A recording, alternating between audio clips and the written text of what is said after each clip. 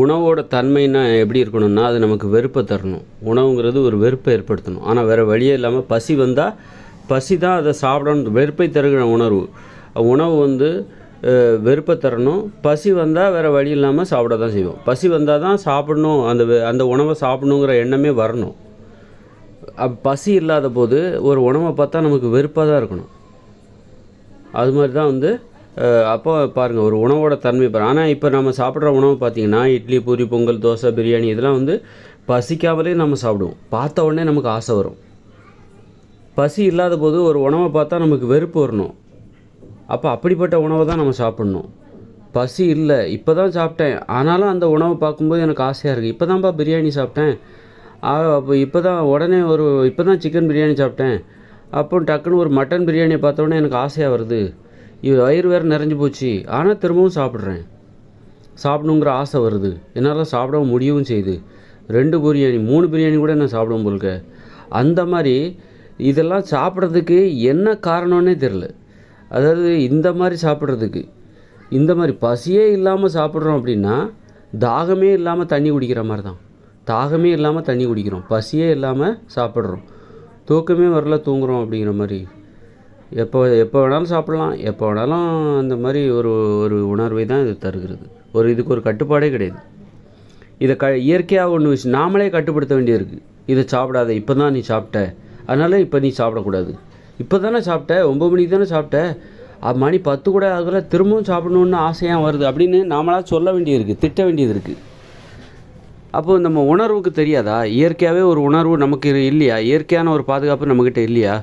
இப்போ தானே சாப்பிட்டோம், அப்புறம் இப்போவே பசி வேறு இல்லை, வயிறு ஃபுல்லாக சாப்பாடு இருக்குது, திரும்பவும் சாப்பிட்ற அப்படின்னா அதை சாப்பிடக்கூடாதுன்னு சொல்கிறதுக்கு இயற்கையாகவே எந்த உணர்ச்சியுமே கிடையாதா? இயற்கையான பாதுகாப்பு நமக்கு கிடையாது. சொல்லி தான் புரிய வைக்கணுமா அந்த உடம்புக்கு? இந்த உடம்புக்கு அறிவுக்கு தெரிய வேண்டாமா? இப்போ தானே சாப்பிட்டோம், திரும்பவும் சாப்பிடணுங்கிற ஆசை ஏன் வருது? உடனே சாப்பிடணுங்கிற ஆசை ஏன் வருது? பசிக்கவே இல்லை, வயிறு நிறைய சாப்பாடு இருக்குது, இப்போ தான் சாப்பிட்டோம், சாப்பிட்டு 1/2 மணி நேரம் கூட ஆகலை, அதுக்குள்ளே வேறு ஒன்று சாப்பிடணுங்கிற ஆசை ஏன் வருது? ஒன்றை பார்த்த உடனே ஏன் அந்த ஆசை வருது? அப்போது நாம் சாப்பிட்டுட்டு இருக்க உணவுக்கும் பசிக்கும் எந்த சம்மந்தமும் இல்லை. பசிச்சு தான் இதை சாப்பிடணுங்கிற அவசியம் இல்லை. இந்த இட்லி, பூரி, பொங்கல், தோசை, பிரியாணி, ஐஸ்கிரீம், நூடுல்ஸ் இதெல்லாம் வந்து பசிச்சு தான் சாப்பிடணுங்கிற அவசியம் இல்லை. இதுக்கு பசியே தேவையில்லை. அந்த மாதிரியான உணவு தான் இப்போ நம்ம சாப்பிட்டுட்ருக்கோம். அப்போது ஒரு உணவு என்பது நம்மை கட்டுப்படுத்த வேண்டும். அதாவது ஒரு உணவை பார்க்கும்போது பசியோடு பார்த்தா தான் அதை சாப்பிடணுன்னு தோணணும். பசியே இல்லாமல் அதை சாப்பிடணுன்னு தோணக்கூடாது.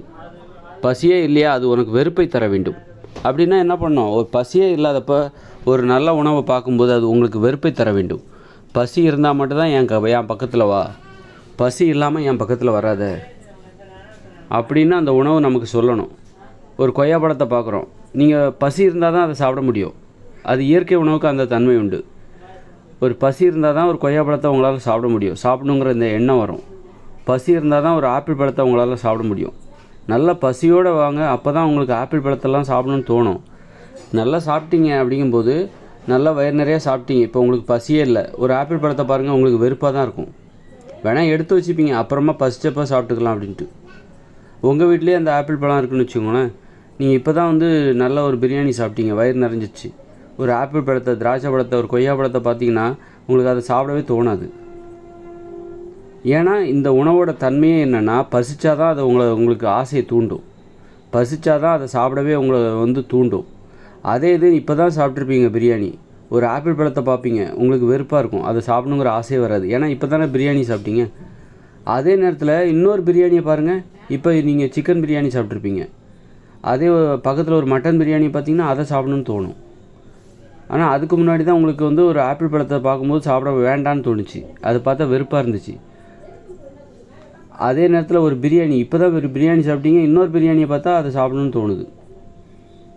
அதனால் இந்த உப்பு கலந்து சமைக்கப்பட்ட உணவுகள்லாம் இருக்குல்ல, தானிய உணவுகள், இதெல்லாம் வந்து பசி இல்லாமலே சாப்பிட்லாம்.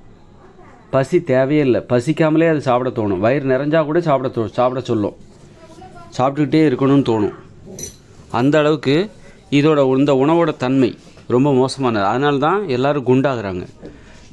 எல்லோரும் ஏன் குண்டாயிட்டாங்க அப்படின்னா சோம்பேறி ஆகிறாங்க. இந்த உணவோட தன்மையை அப்படி தான் நம்மளை சோம்பேறியாக்க வைக்கும். அது நம்ம திங்கிறதே அது வேலையாக மாற்றும். சோம்பேறியாலாம் ஆக்காது. ஏன் சோம்பேறி ஆகுறான்னா, சில சோம்பேறி ஆகிற காரணமே வந்து இந்த உணவுக்கு அடிமையாகிடுவாங்க. எப்போ பார்த்தாலும் ஏதாவது சாப்பிட்டுக்கிட்டே இருப்பாங்க. அப்போ அப்படின்னா என்ன அர்த்தம்? அதை திங்கிறது தான் அவங்களுடைய வேலை. அதனால தான் அவங்க சோம்பேறின்னு நம்ம நினச்சிக்கிறோம். திங்கிறது தான் அவங்களுடைய வேலையாகவே மாறிடுது. அந்த உணவுக்கு அடிமையாகும்போது அந்த உணவை தின்பதே வேலையாக மாறிவிடுகிறது.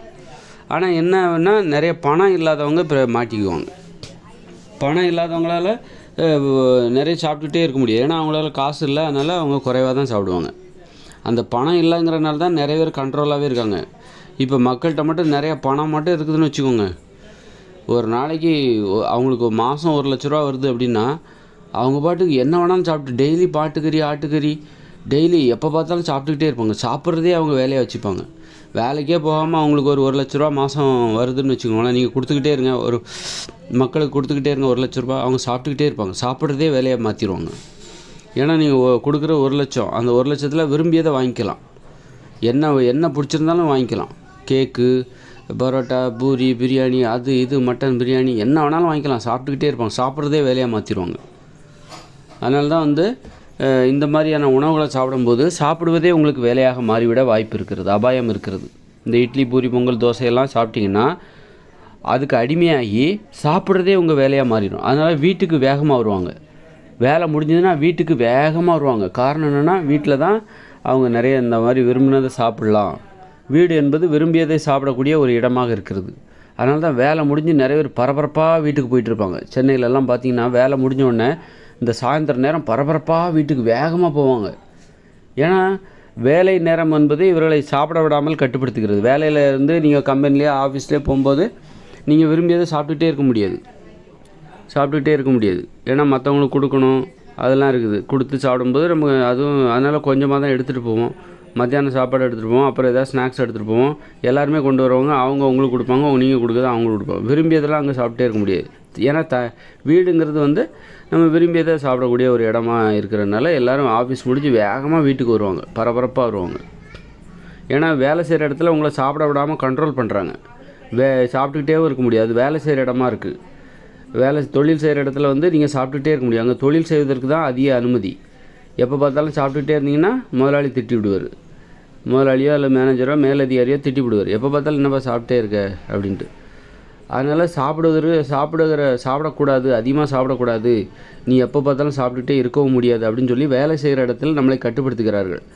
அதனால தான் வேலை விட்ட உடனே வீட்டுக்கு எல்லோரும் பறந்து போகிறாங்க, பரபரப்பாக வேகமாக ஓடுறாங்க. வீட்டுக்கு போனால் யாரும் கண்ட்ரோல் பண்ண முடியாது. எதையாவது சாப்பிட்டுக்கிட்டே இருக்கலாம். வீட்டுக்கு போனால் டிஃபன் ரெடியாக இருக்கும், அடுத்து என்ன வேணாலும் சாப்பிட்டுக்கிட்டே இருக்கலாம். அப்படிங்கிற அந்த உணர்வு வந்து சாப்பிட்றதே வேலையாக மாறிப்போச்சு. மனுஷங்களுக்கு சாப்பிட்றதே வேலையாக மாறிப்போச்சு. அப்படி இருக்கும் பட்சத்தில் மக்களை எது கட்டுப்படுத்துதுன்னா, மனுஷங்களை எது கட்டுப்படுத்துதுன்னா, இந்த வேலை தான் கட்டுப்படுத்துது. இந்த காலையில் 8-9 மணிக்கு வேலைக்கு போகிறோம், அப்புறம் ஈவினிங் 5 மணிக்கு வரோம். வேலையில் நம்ம கவனம்லாம் இப்போ வேலையில் திருப்பப்படுகிறது. வேலை செய்வதில் நமது கவனம் திரும்புவதால் சாப்பிடுவது கட்டுப்படுத்தப்படுகிறது. அதே வீட்டில் இருந்தோன்னு வச்சுக்கோங்க, சாப்பிட்டுக்கிட்டே இருக்க தோணும்.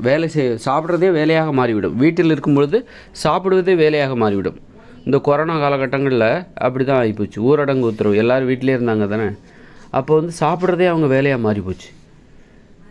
அப்போது ஒரு வேலைக்கு போகும்போது தான் இந்த ஆஃபீஸ் வேலை அது இதில் கவனத்தை செலுத்தும் போது சாப்பிட்றது கண்ட்ரோல் ஆகுது. அப்போது சாப்பிட்றதே வேலையாக மாறுதுன்னா அதுக்கு என்ன காரணம்? நம்ம சும்மா இருக்கிறது காரணம் இல்லை, நாம் சாப்பிட்ற சாப்பாடு ஒரு காரணம்.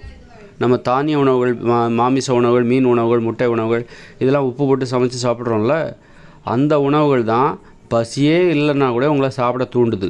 இப்போ தான் சாப்பிட்டீங்க, உங்கள் வயிறு நிறைஞ்சிருச்சு, ஆனாலும் அது மேலும் மேலும் சாப்பிட தூண்டுது, மேலும் மேலும் சாப்பிட தூண்டுகிறது. சாப்பிடுவதற்கு உங்களை அடிமைப்படுத்தி விட்டது.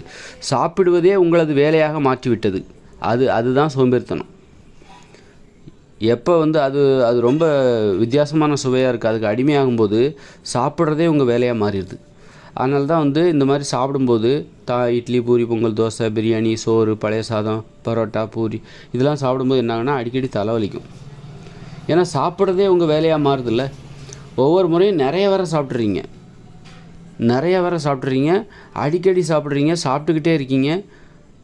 அப்போ என்ன ஆகுதுன்னா உடம்புக்கு ஓவர் வேலை, மூளைக்கெல்லாம் ஓவர் வேலை, தலைவலி வந்துடுது. அந்த நரம்பு மண்டலம் பாதிக்கப்படுது. இந்த தானிய உணவுகள்லாம் இருக்குல்ல, இட்லி, பூரி, பொங்கல், தோசை, பிரியாணி, நூடுல்ஸு, ஐஸ்கிரீம், இதெல்லாம் வந்து அளவுக்கு அதிகமான வலிமையை கொடுக்கக்கூடியது, ஆற்றலை கொடுக்க. நரம்புகளால் அளவுக்கு அதிகமான ஆற்றலை தாங்கிக்க முடியாது. நரம்புகளுக்கு ஒரு அளவு தான் சுமையை தாங்கணும். அளவுக்கு அதிகமான ஆற்றலை கொடுக்கும்போது அந்த நரம்புகளுக்கு அந்த அளவுக்கு அதிகமான ஆற்றலே பெரும் சுமையாக மாறிவிடுகிறது. அதனால தான் நரம்பு மண்டலம் பலவீனமாகி அடிக்கடி தலைவலி வரும் இந்த இட்லி, பூரி, பொங்கல், தோசைலாம் சாப்பிட்டாங்கன்னா.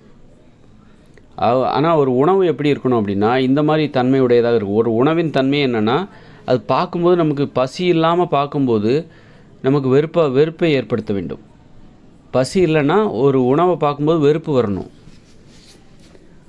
பசி இல்லாமல் அதை சாப்பிடவே எனக்கு பிடிக்கல. ஒரு உணவை பார்த்தோன்னே நாம் முதல்ல நம்முடைய உணர்வை தான் கவனிக்கணும்.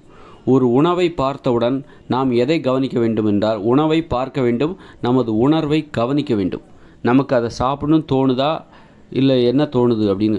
ஒரு கொய்யாப்பழத்தை பார்க்குறீங்க, உடனே உங்களுக்கு அதை பார்த்துட்டு உங்களுக்கு என்ன தோணுது, இல்லை எனக்கு பிடிக்கலை, இப்போ சாப்பிடணும்னு தோணலை, வெறுப்பாக இருக்குது, அவ்வளோதான். அதைத்தான் கவனிக்கணும். நம்ம உடம்பை கவனிக்கணும். உடம்பே சொல்லும், நீ இதை சாப்பிடாத, இதை சாப்பிடலாமா வேண்டாமா, அதை நம்ம உடம்பே சொல்லணும்.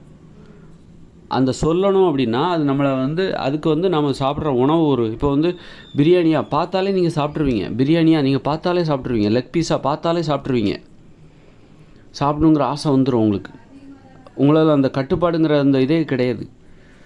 ஒரு பேக்கரி உணவு, கேக்கு பார்த்தாலே சாப்பிட்ருவீங்க.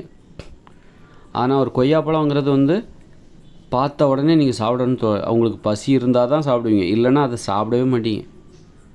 ஒரு கொய்யாப்பழம், வாழைப்பழம், ஆப்பிள் பழம், ஒரு கேரட்டு, அதெல்லாம் பசி இருந்தால் தான் அதை சாப்பிடுவீங்க. பசிக்கலையா அதெல்லாம் சாப்பிடவே மாட்டீங்க. அப்போ இயற்கையாகவே உங்களை அது கட்டுப்படுத்துது. பசிச்சாதான் சாப்பிட்ணும் அப்படிங்கிறத அந்த உணவு உங்களுக்கு கட்டுப்படுத்துது. அந்த உணவோட தன்மை அதுதான். என்னெல்லாம் நீ சும்மா சாப்பிட முடியாது, பசிச்சாதான் சாப்பிட முடியும் அப்படின்னு அந்த கேரட்டெல்லாம் உங்கள்கிட்ட சொல்லும். என்ன பசி இருந்தால் மட்டும்தான் என்ன சாப்பிடவே முடியும், பசி இல்லைன்னா என்னெல்லாம் சாப்பிடவே முடியாது. இப்போ பசி இல்லாமல் நீ என்னை பார்த்தா உனக்கு வெறுப்பு தான் வரும். உனக்கு பசி இருக்கும்போது தான் வேறு வழி இல்லாமல் கேரட்டெல்லாம் நீ சாப்பிடுவ. சும்மாலாம் ஒரு பிரியாணியை சாப்பிட்ற மாதிரிலாம் கேரட்டை சாப்பிட முடியாது. அப்போ பார்த்தீங்களா இயற்கை உணவு எந்த அளவுக்கு நம்மளை கட்டுப்படுத்துது பாருங்கள். நிறைய தீனிலாம் திங்கவே முடியும். நிறைய பேர் சாப்பிட்டுக்கிட்டே இருப்பாங்கள்ல, அந்த மாதிரி ஆட்கள்லாம் அவர்களுடைய உணவு முறையை மாற்றிடணும். அப்படி இயற்கை உணவு, காய்கறி பொரியல், காய்கறி கூட்டு, கீரை பொரியல், கீரை கூட்டு, பழங்கள், கிழங்குகள், கடலைகள், பருப்பு வகைகள், பயிர் வகைகள், தயிர், மோர், பால், தேன், இதை சாப்பிடுங்க. இதை மட்டுமே சாப்பிடுங்க. நீங்கள் பெருந்தீனி திங்கவே மாட்டீங்க. ஒரு காய்கறி பொரியலை பார்த்தா உங்களுக்கு பசி இருந்தால் தான் சாப்பிடவே தோணும். உப்பு போட்டு சமைச்சா காய்கறி பொரியல், கீரை பொரியல், கீரை கூட்டு, இதெல்லாம் பார்த்தீங்கன்னா உங்களுக்கு பசிச்சா மட்டும்தான் இதெல்லாம் சாப்பிடணும்னு தோணும். பசி இல்லாமல் அதெல்லாம் பார்க்கும்போது வெறுப்பாக இருக்கும். பசி இல்லாத போது ஒரு காய்கறி பொரியலை, கீரை பொரியலை பார்த்தா வெறுப்பாக இருக்கும். அதை சாப்பிடணுன்னா உங்களுக்கு பசி இருக்கணும், அப்போ தான் சாப்பிட முடியும். பசி இல்லைன்னா இதெல்லாம் சாப்பிடவே மாட்டீங்க. இந்த காய்கறி பொரியல், கீரை பொரியல்லாம், அதாவது சோத்தோடு சேர்த்து வச்சு வேணால் சாப்பிட்லாம். காய்கறி பொரியல்லாம் சோத்தோடு சேர்த்து வச்சா நீங்கள் பசி இல்லாமல் கூட சாப்பிட்லாம். ஆனால் வெறுமனே தனியாக ஒரு காய்கறி பொரியல் சாப்பிட்றீங்கன்னு வச்சுக்கோங்க, கீரை பொரியல், பயிர் வகைகள், கிழங்குகள், இதெல்லாம் பசி இருந்தால் மட்டும்தான் சாப்பிட முடியும். அந்த அளவுக்கு இயற்கையாகவே கட்டுப்படுத்தக்கூடியது தான் நான் சொல்லுகிற அந்த மனித உணவு முறை என்பது. உங்களை இயற்கையாகவே கட்டுப்படுத்தும். பசி இல்லாமல் சாப்பிட அனுமதிக்காது. அப்போ பெருந்தீனி திங்க மாட்டீங்க, உடம்பு குண்டாகாது. பட்டினி கிடக்கணும்னு தோணும். இதை சாப்பிட்றதுக்கு பதிலாக ஒரு வேளை பட்டினி கிடக்கலாம்யா அப்படின்னு தோணும். இந்த காய்கறி பொரியலையும் கீரையும் சாப்பிட்றதுக்கு பதிலாக ஒரு வேளை பட்டினி கிடக்கலாம், ஒரேடியாக மத்தியானமே சாப்பிட்டுக்கலாம். அப்போ பட்டினி கிடக்கிறது எவ்வளோ பெரிய செயல். நிறைய பேருக்கு அது வரவே வராது, முடியவே முடியாது. என்னாலாம் பட்டினி ஒரு வேளை கூட பட்டினி கிடக்க முடியாமல் நான் தின்னே செத்து போனாலும் போவேனே தவிர ஒரு வேளை கூட என்னால் பட்டினி கிடக்க முடியாது அப்படின்னு சொல்கிறவங்க தான் நிறைய பேர் இருக்காங்க. அப்படிப்பட்டவங்களுக்கு பட்டினி கிடக்கணுங்கிற எண்ணத்தை உருவாக்கணுன்னாலே உணவையே மாற்றணும். நீங்கள் உண்ணுகிற உணவையே மாற்றிட்டிங்கன்னா, இந்த தானிய உணவு, மாமிச உணவு, மீன் உணவு, முட்டை உணவு சாப்பிட்லன்னா அப்புறம் பாருங்கள் எதெல்லாம் சாப்பிடணும்னு நான் சொல்லியிருக்கேன், அதை மட்டுமே சாப்பிட்டிங்கன்னா பட்டினி கிடக்கிறது எப்படிங்கிறது அப்போ தான் கற்றுப்பீங்க. வேறு அழகாக கற்றுப்பீங்க. நம்மளால் முடியாத ஒரு விஷயம், உங்களால் முடியாத விஷயம் அப்படின்னு நீங்கள் நினச்சிட்டு இருந்தீங்க. உண்ணாவிரதம் இருப்பது உங்களால் முடியாது என்று நினைத்து கொண்டிருந்த உங்களுக்கு இப்பொழுது பட்டினி கிடக்கிறது சர்வசாதாரணமாக மாறும். எப்போ நீங்கள் உண்ணுகிற உணவுகளில் தானிய உணவுகள், மீன் உணவுகள், மாமிச உணவுகள், முட்டை உணவுகள் இடம்பெறக்கூடாது, நாட்டு சக்கரை இடம்பெறக்கூடாது. அப்போ இந்த உணவுகளை தவிர்த்து விட்டு பிற உணவுகளை சாப்பிடும்போது அதை சாப்பிட்றதுக்கு பதிலாக பட்டினி கூட கிடக்கலாம்பா அப்படின்னு தோணும். பட்டினி கிடக்கிறது கூட உங்களால் சர்வசாதாரணமான ஒரு விஷயம். பசி இல்லாமல் சாப்பிடவே மாட்டீங்க, பசிச்சாதான் சாப்பிடுவீங்க. அந்த அளவுக்கு ஒரு அற்புதமான ஒரு கட்டுப்பாட்டை உங்களுக்கு கொடுக்கணுன்னா நான் வலியுறுத்துகிற அந்த மனித உணவுகளை பின்பற்றுங்கள், மனித உணவு முறையை பின்பற்றுங்கள். நான் இங்கு வலியுறுத்துகிற உணவு முறை என்பது மனித உணவு முறை.